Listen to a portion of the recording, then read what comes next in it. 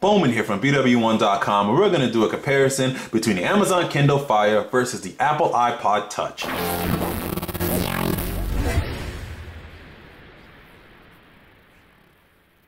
Now, you wouldn't think to compare a tablet to an MP3 player, or rather a portable media player, but there's been a lot of questions asked between these two because they both serve almost a similar crowd and almost pretty much have the same sort of functionality between the two of them, with some physical differences and some software differences, of course. And this isn't going to be a versus really kind of pushing these two against each other so much. This is going to be more of a comparison to help the people out there kind of decide if they want to go with the more tablet-oriented Kindle Fire, or want to go more the portable media player route with the iPod Touch here. Let's do some comparisons here. First, of course, you can tell one of the main differences is the physical size. You have a 7-inch IPS display tablet right here. You can see that it's a little weighty on the tablet side of things, but it's made to be portable in a sense that you can throw it into a bag or something like that and kind of bring it along with you, versus what's on here on the 3.5-inch Retina display on the iPod Touch. And this is made to kind of store in your pocket and just go along. You don't really need to have a bag to have this with you. And it's a little lighter and thinner, obviously, than what the tablet here has. There's a front-facing and rear-facing camera on the iPod Touch. You don't have any cameras here on the Kindle Fire. The cameras are really there. They're not great cameras, and the front camera is really made for FaceTime and video chat if you want to do that on there. Both of these are Wi-Fi enabled, so you can only use you need Wi-Fi to use the internet services on both of them. They both run different operating systems. This runs Android 2.3 Gingerbread, with a heavily customized UI on top of it here for the Kindle Fire, as you can see. The iPod Touch runs iOS. Pretty much, for a lot of people, are probably familiar with that. It has different desktops and different icons and multiple, sort of folders you can put together to organize your content accordingly. And this is iOS 5 on this one as well. And they both have similar functionality when it comes to sort of how they organize, but they kind of go about it a little bit different way. Let's say Amazon right here, it's obviously for reading content and getting books and newspapers and stuff like that, magazines. You do have the newsstand application right there, and you can just grab your magazines and stuff like that, and you can switch between what's on your device and what's in the cloud as well too, if you run out of storage or you just want to store something in the cloud as well. And you can go to the store just like that to grab more of those movies and things of that nature within here. We'll head on back home. This has a newsstand application as well too, when you go through the iTunes store to grab your books and your movies and content and stuff like, not movies, books and magazines and stuff like that to grab through there. They both have Netflix available. We'll show you Netflix here on the Kindle Fire and Netflix here on the iPod Touch. And both have pretty capable Netflix applications. Allows you to stream your movies and stuff like that, and continue where you left off. If you watched on one place, like if you're watching your TV on your Xbox, you can continue right here from where you left off on the iPod Touch, and you could probably even stop on your iPod Touch and continue where you are from the Kindle Fire, and vice versa here. And you can see how both applications work there, and you kind of get the idea with those. Hit home here. They both have Hulu available, Hulu Plus, as long as you have a Hulu Plus subscription.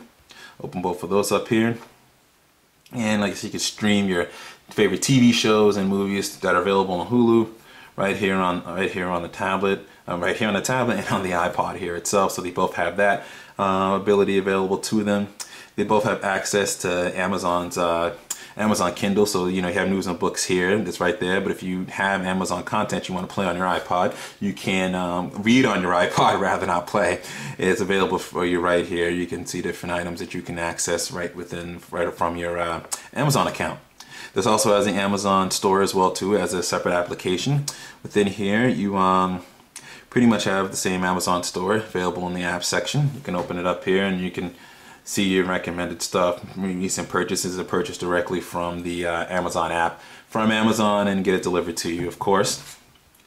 For other video content, we'll go back to the video content here. This is just videos application here, which anything you've downloaded from the iTunes store, any movies, TV shows, videos you can watch on there. You can either rent or purchase. You do have the same rent and purchase options, but with Prime Instant Video. But if you have a Prime subscription, you can also stream as well for free, unlimited amounts of content, as long as it's on Prime Instant Stream available, and as long as you have the $80 a year subscription to Amazon Prime. So that is a nice bonus here that this particularly has, to be able to stream that way. They both have music capabilities. The music player inside the Kindle Fire is very basic. You basically have the iPod. This is an iPod, so you're pretty familiar with what the iPod has. You can sync your music here to it. You can also use iTunes Match and iCloud services as well too to kind of manage your content and things of that nature. Here you have the choices between what's on the cloud. You can have you see anything in your cloud player, anything you purchase from the Amazon MP3 store will show up in here as well on the cloud. You can download it from the cloud right to your device here. And you could upload your own content as well too up to your Amazon player and download it accordingly. And you go to the store and you can purchase more here. And the same thing here. You can go to the iTunes store within here as well too, not the App Store but iTunes, and download content to see if I have. Go to more. See if I have it available. I might have it available as a shortcut up here, but you kind of get the idea. You can purchase content straight from the music store within here, and also that's the way you get apps on right there. Duh, iTunes is right there available to you right there, as you can see. In 5, 4, 3, 2, 1. You can see here you can purchase more content right through the Amazon MP3 store right here on the Kindle. And you can do the same thing here through the iTunes store. Here you can purchase content right from there and download it right onto directly to the device. No computer required. Neither one need a computer to function. So if you don't want to use it, you don't have to. Hit home back here as well too. Go back, and they both have games available to it. If you have to go to the App Store here to download more games, you have your typical Android games that are available to you that are in the Amazon App Store as well too, because it has its own independent store that's not connected to the Android market, so it has to be in the Amazon App Store for you to be able to download it and use it on there.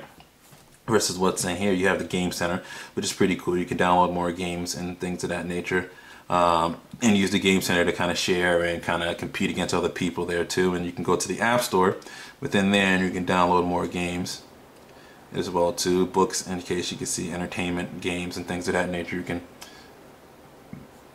download games, and you can download Angry Birds, obviously, is another game that you can grab from there. So kind of get the idea there. A great way to compare these two devices, also within the browser, is the fact that the Amazon Kindle Fire, because of the Amazon Silk service, does support Flash on here. So the Silk is taking care of the Flash here, and you can view Flash content on websites such as YouTube. You know, it kind of can sometimes slow down how you kind of maneuver the page here. And we'll just type, then you can tap on a video, and it'll tap on a video there, and it'll probably play it in just a minute.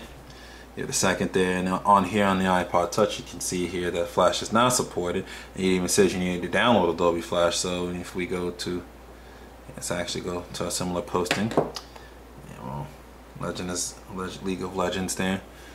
You'll see here when I try to hit play, what it should end up doing is either it'll give me an error message, or it will try to load it within the player that Apple's kind of created within their software. So give it a second there. You can see the Flash videos automatically playing on there. Welcome to the League of Legends patch preview. I'm Freak, and I'm here with Morello, lead champion designer. Together, we'll be discussing... And you can pause it there. But the controls, like you see, they're a little bit slow. And so pretty much, I just want to do kind of a comparison between the two of them. Not really too intensive, but just to kind of give an idea of some of the similar things that they both have and help you make a decision. Basically, if you're going to be a big listener of music, and you really want something extremely portable with you, but you still want to have access to your videos and, you know, be able to stream to Netflix, Hulu, and things of that nature, and you're really heavily invested in the iTunes, the iPod Touch is probably going to be the better option for you. If you really want that sort of tablet design and feel you're going to read a lot of books, going to view a lot of magazines, and you want your Hulu, Netflix, and your Prime Instant Video and things of that nature, you're definitely going to want to check out the Kindle Fire here if you're not so much worried about sort of pocket portability. It's still portable, but like that pocket portability which this iPod Touch actually has.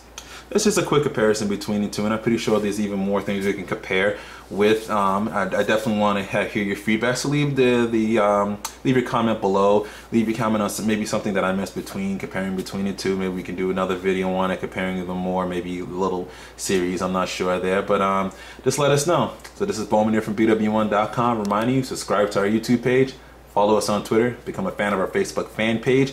Also check out our Google Plus account. Also check out our RSS feeds and our main website at BWOne.com. The link to all that is in the description. And always remember to live your tech world in high definition.